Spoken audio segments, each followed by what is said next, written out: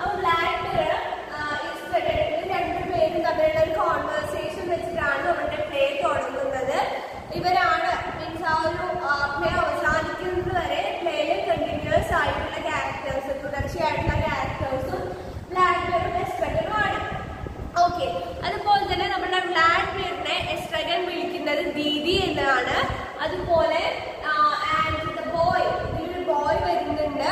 ആ ഒരു boy addresses Vladimir as mister Albert. Mister Albert എന്നാണ് ആ ഒരു കുട്ടി, ആ ഒരു ബോയ് ആണ് വിളിക്കുന്നത്, നമ്മളുടെ വ്ളാഡിമിറിനെ വിളിക്കുന്നത്. ആൻഡ് റെസ്പോൺസിബിൾ ആൻഡ് മെച്യൂർ, അതായത് റെസ്പോൺസിബിളും ആണ് മെച്യൂറും ആയിട്ടുള്ള ഒരു ആളായിട്ടാണ് നമ്മുടെ വ്ളാഡിമിറിനെ കണക്കാക്കുന്നത്. അതായത് കുറച്ചൊരു മെച്യൂരിറ്റി കാണിക്കുന്നത്, എസ്ട്രഗനെക്കാട്ടിലും കുറച്ചുകൂടി ഒരു മെച്യൂർഡ് ആയിട്ടുള്ള ക്യാരക്ടറായിട്ട് ബിഹേവ് ചെയ്യുന്നതാണ് നമ്മളുടെ വ്ളാഡിമിർ എന്ന് പറയുന്നത്. ആ ഒരു മെച്യൂരിറ്റി കാണിക്കുന്നുണ്ട്.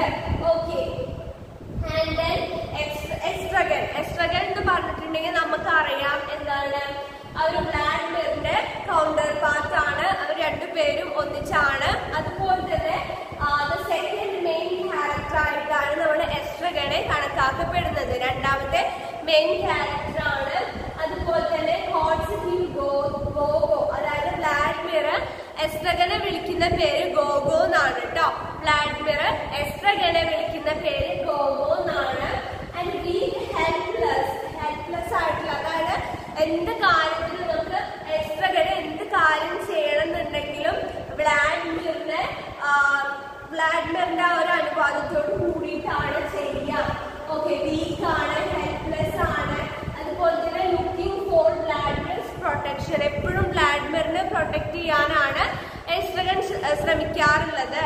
ഓക്കെ, അദ്ദേഹം എത്രത്തോളം വീക്ക് ആണെങ്കിലും വ്ളാഡിമിറിനെ പ്രൊട്ടക്ട് ചെയ്യാൻ വേണ്ടിയിട്ട് ശ്രമിക്കാറുണ്ട്. നെക്സ്റ്റ് വരുന്നത് പോസോ എന്ന് പറയുന്ന ക്യാരക്ടറാണ്.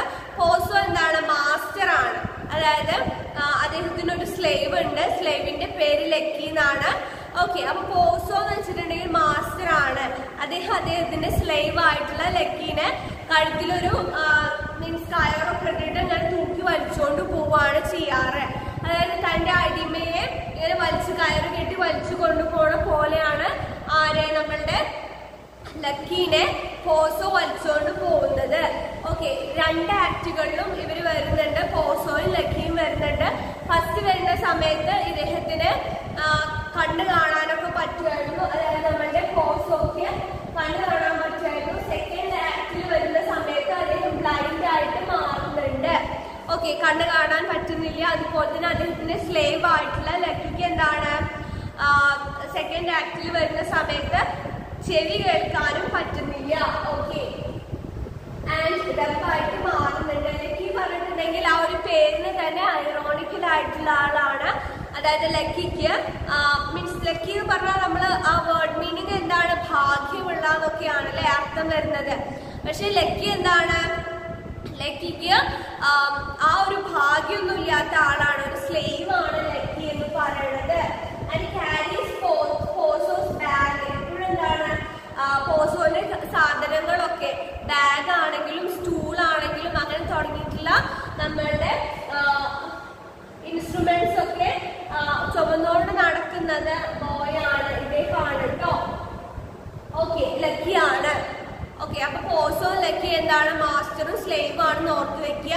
ലക്കി സ്ലേവ് ആണ്, പോസോ എന്താണ്, അദ്ദേഹത്തിന്റെ മാസ്റ്റർ ആണ്. And boy appears each act, ഓരോ ആക്ടിലും ബോയ് അപ്പിയർ ചെയ്യുന്നുണ്ട്. അതായത് ഒരു ബോയ്, ഒരു മെസ്സഞ്ചർ ബോയ് ഉണ്ട് ഇതില്. അതായത് ഇവരെന്താണ് ആക്ച്വലി നമ്മളുടെ വ്ളാഡിമിറും എസ്ട്രഗനും ഗോദോ എന്ന് പറയുന്ന ഒരാളെ വെയിറ്റ് ചെയ്തുകൊണ്ട് നിൽക്കുകയാണ്. അപ്പൊ ആ ഒരു ഗോദോ പറഞ്ഞയക്കുന്ന എന്താണ് മെസ്സഞ്ചർ ബോയ് എന്നുള്ള ഒരു ക്യാരക്ടർ ഉണ്ട്. അതായത് ഗോദോന്റെ മെസ്സേജസ് ഒക്കെ ഇവരുടെ അടുത്തെത്തിക്കാൻ വേണ്ടിയിട്ട്, വ്ളാഡിമിറിന്റെയും എസ്ട്രഗന്റെയും അടുത്തെത്തിക്കാൻ വേണ്ടിയിട്ടുള്ളതാണ് മെസ്സഞ്ചർ ബോയ്. അപ്പൊ ഈ ഒരു മെസ്സഞ്ചർ ബോയും എന്താണ് ഇതില് അപ്പിയർ ചെയ്യുന്നുണ്ട്. And then Godot is the man four whom Vladimir and Estragon wait unendingly. അതായത് ഗോദോക്ക് വേണ്ടിയിട്ടാണ് നമ്മുടെ വ്ളാഡിമിറും എസ്ട്രഗനും കാത്തു നിൽക്കുന്നുള്ളത്. അപ്പൊ ഈ ഗോദോ ആരാണ് എന്നൊരു ക്വസ്റ്റ്യൻ നമുക്ക് സ്വാഭാവികമായിട്ടും വരാം.